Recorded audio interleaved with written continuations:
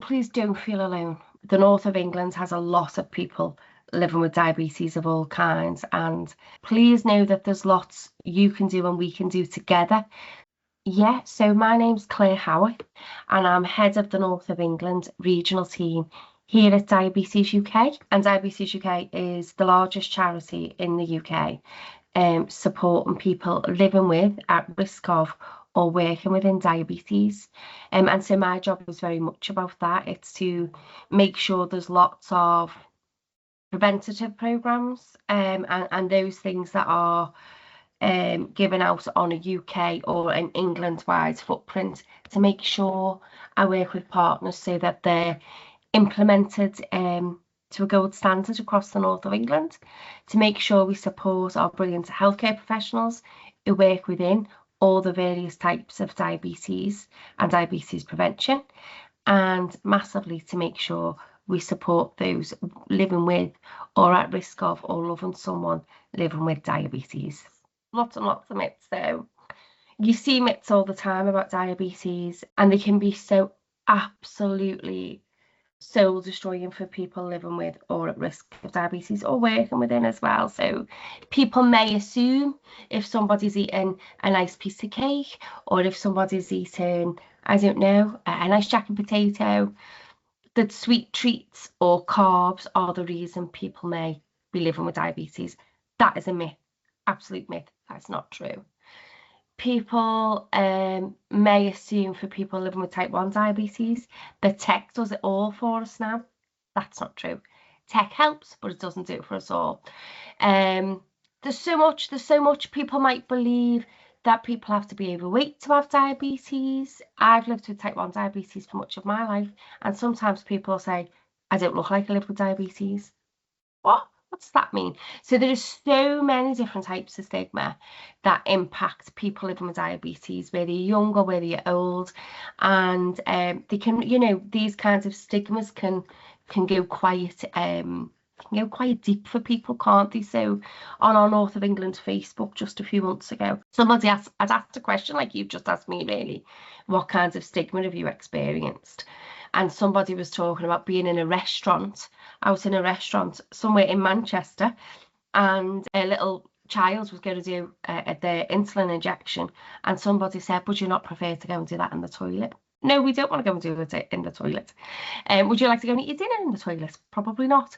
So again, it's those kinds of things, and they can start to become so upsetting for people that perhaps going out for dinner or going to catch a show, or that inner voice that we all have, can become really damaged by other people's misbeliefs about diabetes. No, I think being open and head on does always work. I think you're right. I think it's being open and head on without those misinformed judgments or assumptions. So, for example, quite often people living with diabetes, people will say, can you eat that? So rather than can you eat that, are you enjoying that? Is that okay? Treat people normally.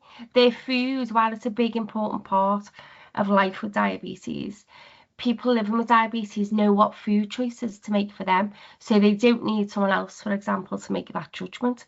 But you're quite right, head on with openness and kindness. You can very rarely go wrong, can't you? So again, sometimes people will self-blame that they've got diabetes, and sometimes that's the message we hear across national media, isn't it? So again, reminding people it's not your fault. How are you doing with your diabetes? It's their diabetes, it's their journey.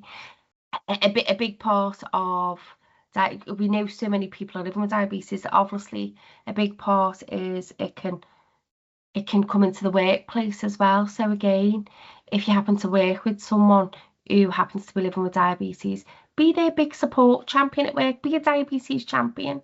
Have you got everything you need at work? Are our policies okay for you to be able to attend your diabetes health checks? It's those kinds of things. So I actually think you're right. I think being open and being head on is fine. But it's about doing that without some of the judgments that we pick up along the way, right? So we've got some brilliant employers. So at some point this week, we're with Merseyside and possibly Greater Manchester Police. because they're saying, you know, we want to do more to help staff working across the police force who are living with diabetes or who are at risk of. What can we do to make, you know, shifts are hard? What can we do to make sure shift patterns are okay? What can we do with our canteen areas? What can we do with our policies? How can we make sure our staff have got enough time to go and get the health checks? Because all people with diabetes really need to get health checks at least once a year. And sometimes we need to go onto education programs and things like that as well. So yeah, you get it a lot. Also, you know, if you're on a 0-hour contract and an employer with a 0-hour contract, could you do more to make sure that people living with diabetes or any long-term condition can have paid time off to go to their appointments? But yeah, we get it from schools as well. Of course, we get young people when they're transitioning from primary to secondary, from nursery to primary, from secondary up to college, college to university or the workplace. Again, when you live with diabetes, it kind of becomes your responsibility to advocate and fix things. And so we deal with that a lot and we get a lot of experiences. I would say in the main, most people don't mean to cause offence and they don't mean to be so judgmental, but sometimes it happens because that's the narrative out there. Yeah, of course. So the kinds of things we offer is we offer volunteering opportunities. So if anybody watching or listening would like to come and volunteer for us, we would absolutely love that. And we will put you through all the training and you'll be very supported.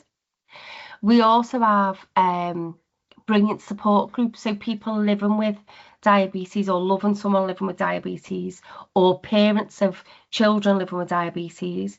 And we've got some brilliant ones in and around Manchester. So if somebody was getting a new diagnosis of any kinds of diabetes, you could go onto our website and you could just look up support groups, and we have a little postcode finder. You can put your postcode in and it'll tell you where your nearest support group is. And I can tell you we've got some fantastic ones in Manchester.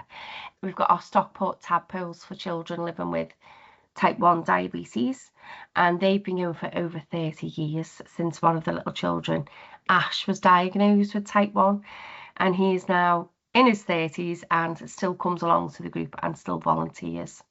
And then we've got some fantastic volunteers in and around Manchester who would also, if people wanted a bit of one-to-one support with our community champs and volunteers, we would do that. And of course, if that's not your thing, and that's quite okay if it's not, we also have our helpline, so people can call the helpline. I'll have a look for that number now because I can't remember off the top of my head. But people can call our helpline and you'll be able to speak to a helpline advisor who can give you lots of individual advice and support. On our website, there's lots and lots of stuff you can find, including our learning zone, which is fantastic.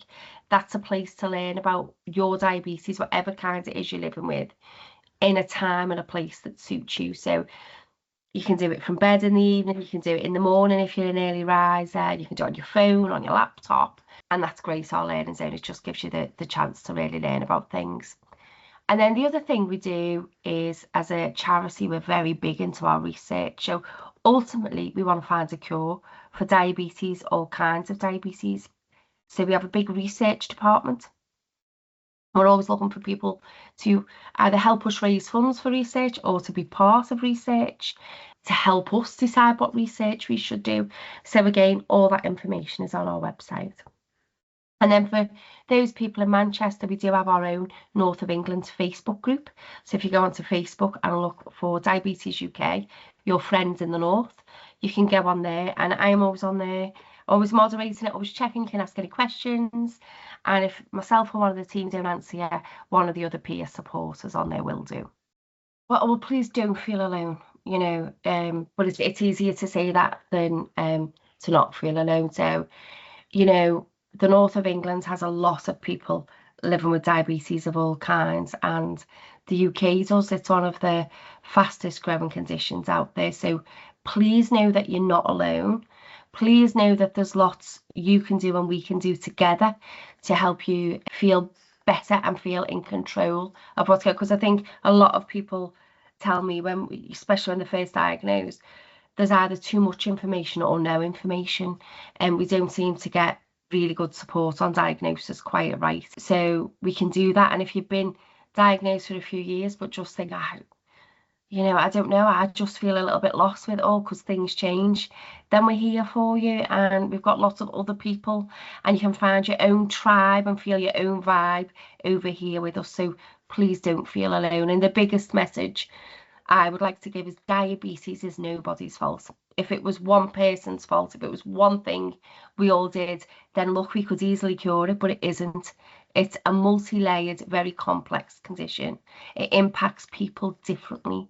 Our gender, our ethnicity, or everything about us is how diabetes will touch us. It's very individual, but it is certainly nobody's fault.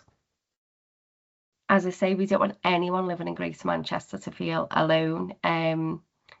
So if we can be there and help even one person, then it's worth it.